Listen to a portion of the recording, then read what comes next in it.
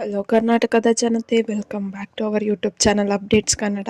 So ಅಂತೂ ಇಂತೂ ಗೃಹಲಕ್ಷ್ಮಿ ಯೋಜನೆ ಬಗ್ಗೆ ಒಂದು ಗುಡ್ ನ್ಯೂಸ್ ಸಿಕ್ಕಿದೆ. ಏನಪ್ಪಾ ಅಂದ್ರೆ ಗೃಹಲಕ್ಷ್ಮಿ ಯೋಜನೆ 12 ಮತ್ತು 13ನೇ ಕಂತಿನ ಹಣ ಬಿಡುಗಡೆ ಆಗುತ್ತೆ ಅಂದ್ಬಿಟ್ಟು ಲಕ್ಷ್ಮಿ ಹೆಬ್ಬಾಳ್ಕರ್ ಅವರು ಒಂದು ಸ್ಟೇಟ್ಮೆಂಟ್ನ ನೀಡಿದ್ದಾರೆ.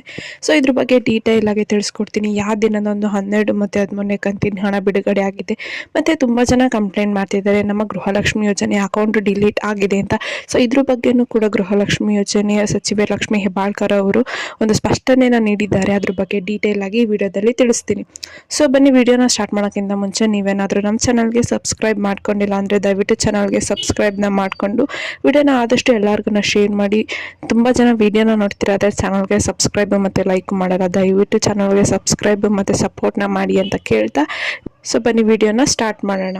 ಸೊ ತುಂಬ ಜನಕ್ಕೆ 11ನೇ ಕಂತಿನ ಹಣ ಪಡ್ಕೊಂಡು ತುಂಬ ಜನ ಕಾಯ್ತಾ ಇರೋದು 12 ಮತ್ತು 13ನೇ ಕಂತಿನ ಹಣ ನಮ್ಮ ಖಾತೆಗೆ ರಿಲೀಸ್ ಆಗುತ್ತೆ ಅಂತ. ಸೊ ಕೆಲವೊಂದು ತಾಂತ್ರಿಕ ಸಮಸ್ಯೆಯಿಂದ ಗೃಹಲಕ್ಷ್ಮಿ ಯೋಜನೆ ಹಣ ಬಿಡುಗಡೆ ಆಗ್ತಿಲ್ಲ ಎಂದ್ಬಿಟ್ಟು ಇಲಾಖೆ ತಿಳಿಸಿದ್ದು. ಸದ್ಯ ತಾಂತ್ರಿಕ ಸಮಸ್ಯೆ ಪರಿಹರಿಸಲಾಗಿದ್ದು ನಾಳೆ ಅಥವಾ ನಾಡಿದಿಂದ ಗೃಹಲಕ್ಷ್ಮಿ ಯೋಜನೆ ಹಣನ ನಾವು ಜಮಾ ಮಾಡ್ತೀವಿ ಯಜಮಾನಿಯರ ಖಾತೆಗೆ ಎಂದ್ಬಿಟ್ಟು ಮಾಹಿತಿನ ಹೇಳಲಾಗಿದೆ. ಸೊ ಹೌದು, ಈ ಬಗ್ಗೆ ಮಾಹಿತಿ ನೀಡಿರುವ ಮಹಿಳಾ ಮತ್ತು ಮಕ್ಕಳ ಸಚಿವೆ ಲಕ್ಷ್ಮಿ ಹೆಬ್ಬಾಳ್ಕರ್ ಅವರು ಎಲ್ಲ ಜಿಲ್ಲೆಗೂ ಕೂಡ 11ನೇ ಕಂತಿನ ಹಣ ಆಲ್ರೆಡಿ ಬಿಡುಗಡೆ ಆಗಿದ್ದು, ಇನ್ನು 4-5 ದಿನಗಳಲ್ಲಿ 12 ಮತ್ತು 13 ಏನು ಬಾಕಿ ಇರುವ ಪೆಂಡಿಂಗ್ ಹಣನೂ ಕೂಡ ನಾವು ಬಿಡುಗಡೆ ಮಾಡ್ತೀವಿ ಎಂದ್ಬಿಟ್ಟು ತಿಳಿಸಿದ್ದಾರೆ. ಸೊ ಹೌದು, ಈ ಬಗ್ಗೆ ಮಾಹಿತಿ ನೀಡುವ ಮಹಿಳಾ ಮತ್ತು ಮಕ್ಕಳ ಸಚಿವೆ ಏನಂತ ಹೇಳಿದ್ದಾರೆ ಅಂದರೆ, ಈಗ ಆಲ್ರೆಡಿ 11ನೇ ಕಂತಿನ ಹಣನ ಎಲ್ಲರಿಗೂ ರಿಲೀಸ್ ಮಾಡಿದ್ದೀವಿ. ಇನ್ನು 4-5 ದಿನಗಳಲ್ಲಿ ನಾವು 12 ಮತ್ತು 13ನೇ ಕಂತಿನ ಹಣನೂ ಬಿಡುಗಡೆ ಮಾಡ್ತೀವಿ ಅಂತ ತಿಳಿಸಿದ್ದಾರೆ. ಸೊ ಈಗ ಆಲ್ರೆಡಿ ನಾನು ತಿಳಿಸಿದ್ದೆ, ಏನು ಸೆಪ್ಟೆಂಬರ್ 2nd ವಾರದಲ್ಲಿ 12 ಮತ್ತು 13 ಪೆಂಡಿಂಗ್ ಇರುವ ಹಣನ ರಿಲೀಸ್ ಮಾಡ್ತಾರೆ ಅಂತ. ಸೊ 12 ಮತ್ತು 13 ಕಂತಿನ ಹಣನ ಹಂತವಾಗಿ ರಿಲೀಸ್ನ ಮಾಡ್ತಾರೆ. ಸೊ ಮೊದಲನೇ ಹಂತದಲ್ಲಿ ಯಾವ ಜಿಲ್ಲೆಗೆ ರಿಲೀಸ್ ಆಗುತ್ತೆ? 15 ಜಿಲ್ಲೆಗೆ ರಿಲೀಸ್ ಆಗ್ತಾ ಇದೆ ಮೊದಲನೇ ಹಂತದಲ್ಲಿ ಪೆಂಡಿಂಗ್ ಇರುವ ಹಣ.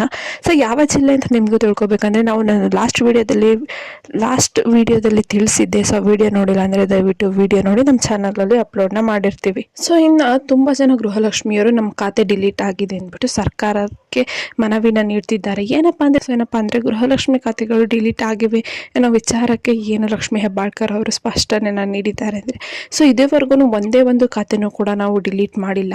ಸೊ ಯಾರು GST ಹಾಗೂ ಆದಾಯ ತೆರಿಗೆ ಕಟ್ತಿದ್ರಲ್ಲ, ಸೊ ಅಂಥವರು ಅಪ್ಲೈ ಎಲ್ಲ ಮಾಡಿ ಆಮೇಲೆ ಗೊತ್ತಾದ್ಮೇಲೆ ಅವ್ರ ಅಕೌಂಟ್ನ ನಾವು ಡಿಲೀಟ್ ಮಾಡಿದ್ದೀವಿ. ಯಾರ್ಯಾರ ಅರ್ಹ ಫಲಾನುಭವಿಗಳ ಖಾತೆ ಯಾವುದು ಡಿಲೀಟ್ ಆಗಿಲ್ಲ ಅಂದ್ಬಿಟ್ಟು ತಿಳಿಸಿದ್ದಾರೆ. ಸೊ ನೋಂದಣಿಯಾದ ಬಳಿಕ ನಾವು ಯಾವುದೇ ಒಂದು ಅಪ್ಲಿಕೇಶನ್ನು ಕೂಡ ಡಿಲೀಟ್ ಮಾಡಿಲ್ಲ ಅಂದ್ಬಿಟ್ಟು ಲಕ್ಷ್ಮಿ ಹೆಬ್ಬಾಳ್ಕರ್ ಅವರು ತಿಳಿಸಿದ್ದಾರೆ. ಸೊ ಈ ಮಾಹಿತಿ ನಿಮಗೆ ಇಷ್ಟ ಆಯಿತು ಅನ್ಕೊಂತೀನಿ. ಇಷ್ಟ ಆದರೆ ದಯವಿಟ್ಟು ಚಾನಲ್ಗೆ ಸಬ್ಸ್ಕ್ರೈಬ್ನ ಮಾಡಿಕೊಂಡು ವಿಡಿಯೋನ ಆದಷ್ಟು ಎಲ್ಲರಿಗೂ ಶೇರ್ ಮಾಡಿ. ಫಲಾನುಭವಿ ಮಹಿಳೆಯರಿಗೆ ಇನ್ನು ಚಾನಲ್ಗೆ ಸಬ್ಸ್ಕ್ರೈಬ್ ಮಾಡ್ಕೊಂಡಿಲ್ಲ ಅಂದರೆ ದಯವಿಟ್ಟು ಚಾನಲ್ಗೆ ಸಬ್ಸ್ಕ್ರೈಬ್ನ ಮಾಡಿಕೊಂಡು ಬೆಲ್ಲೈಕನ್ನ ಪ್ರೆಸ್ ಮಾಡೋದು ಮರಿಬೇಡಿ. ಹಾಗೆ ವಿಡಿಯೋಗೆ ಲೈಕ್ ಕೊಟ್ಟಿಲ್ಲ ಅಂದರೆ ದಯವಿಟ್ಟು ವಿಡಿಯೋಗೆ ಲೈಕ್ ಕೊಡಿ. ಧನ್ಯವಾದ.